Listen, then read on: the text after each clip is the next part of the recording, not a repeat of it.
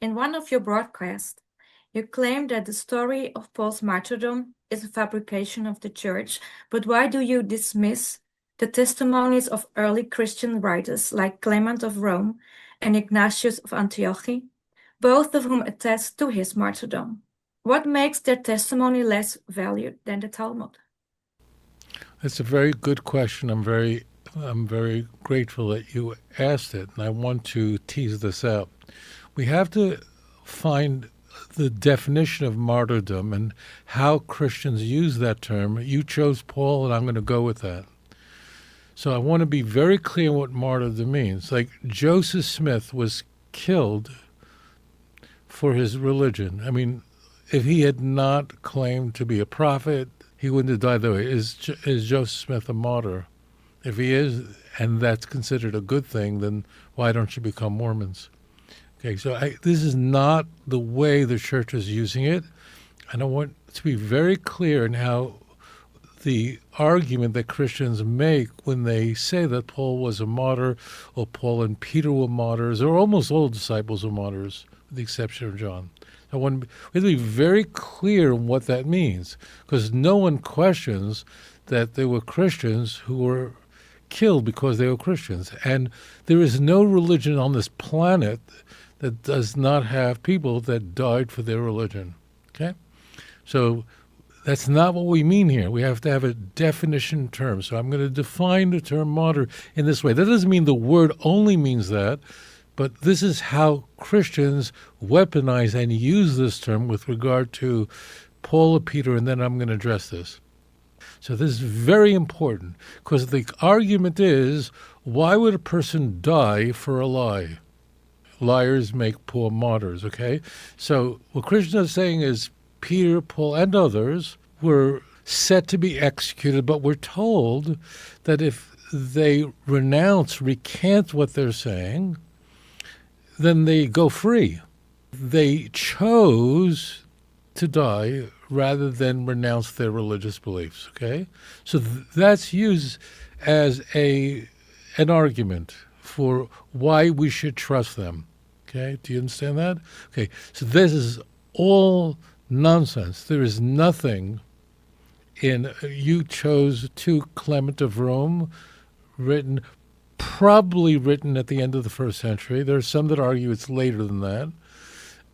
And Ignatius supposedly makes that claim, but they don't make that claim. Those two make the claim that Paul died. It doesn't say that they were given this option. Now, I want to be very clear that I do not believe that this letter of Ignatius and many other letters attributed to this early church father are authentic. It's very clear. I think the vast majority of scholars do not believe Ignatius's letters that are attributed to him are authentic. They're rather fake.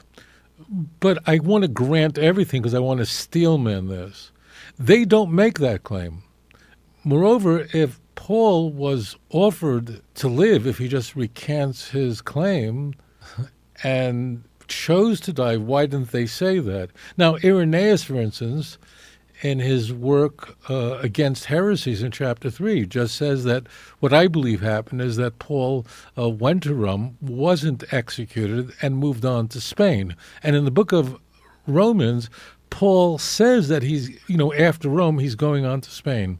And in fact, if you look at Clement 5, the Clement of Rome, chapter 5, where this comment comes from, the author says that he died in the westernmost part, in the furthest in the west, which would be Spain, right? So he's in Rome. If you go west of Rome, it's Spain. So Clement is not even claiming that Paul was executed in Rome. So this is and this incidentally comports with Irenaeus's account against heresies, section 3, that Paul in fact departed. Now the claims that we hear about in the church that Paul's head was chopped off. When his head was chopped off, milk sprang out of his his neck, and then his head bounced 3 times, and every time his head bounced, a spring of water shot out of the ground. And there's actually a church in Rome which has the fountains there and all that stuff. There, you want to believe that, you can believe it. That's all late church fiction, mythology. And it's very, very late. You want to read that kind of stuff, you go to late books like the Acts of Peter, the Acts of Paul. That's where you find it. But there's actually something here that's really quite remarkable, and that is we can look at the Christian canon and see that's not the case. The book of Acts is very important to us. The book is called the Acts of the Apostles, but although it's called the Acts of the Apostles, in reality, the book really is, the last 2/3 of the book is about Paul. Okay? And Paul essentially ascends to, he's a good guy, he's the great guy, and basically once he converts to Christianity, he is perfect, unlike Peter, who makes mistakes. But Paul is just right on. Now, the key is the dating for the book of Acts conservatively. Means if any of you opened a Christian Bible and looked for the date of the book of Acts, the dating, I'm being very conservative here, is 85-90. Okay? There are scholars who place it in the 2nd century. I'm not doing that. Okay? Now, the claim is that Paul was killed under Nero, which means he was killed in the 60s. He was executed in the 60s. Now, just so those of you who are not familiar with the book of Acts, it ends with Paul being released from prison. Okay? So this is what you'd have to believe. The book of Acts, written, let's just be very charitable, because we want to steelman this, was written 20 years after Paul was executed. And whoever wrote the book of Acts wrote the book of Luke. We don't know who it is, written anonymously, but whoever wrote it just did not think that Paul being executed willingly for his faith was important enough to mention.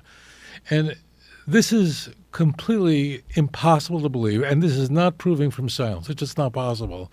Acts would have recorded that. After all, the book of Acts and Luke Acts is very interested in martyrdom and how you're supposed to die as a martyr. In fact, we find the death of Stephen earlier on in the book of Acts. So whoever wrote Luke Acts was very interested in dying for your religion. We have in Luke Acts, James, the brother of John, he gets killed in prison. Now, he didn't willingly die for his religion. I'm surprised you don't ask that.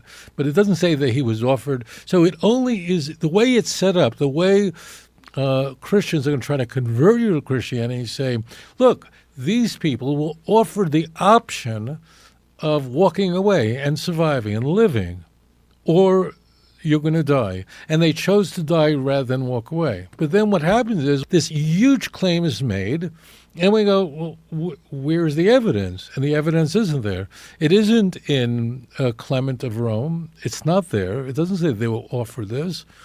The end of the book of John also seems to imply that Peter is taken against his will one day, so it might imply that Peter would die, but against his will, not that he would have the choice. And the book of Acts is clear that Paul didn't die for his religion, because why are we not told that? Why are we just told that he was freed from prison?